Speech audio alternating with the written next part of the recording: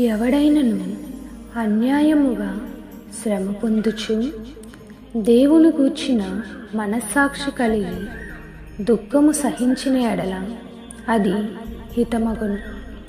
తప్పిదమునకై దెబ్బలు తినినప్పుడు మీరు సహించిన ఎడల మీకేమి ఘనము?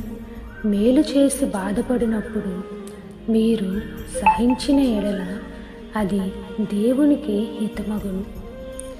ఇందుకు మీరు పిలువబడితిరి.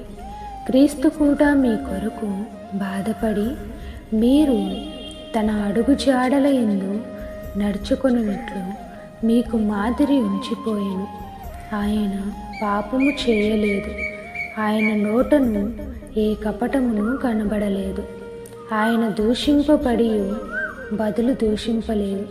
ఆయన శ్రమ పట్టబడి బెదిరింపక న్యాయముగా తీర్పు తీర్చు దేవునికి తన్ను తాను అప్పగించుకొని మనము పాపముల విషయమై చనిపోయి నీతి విషయమై జీవించినట్లు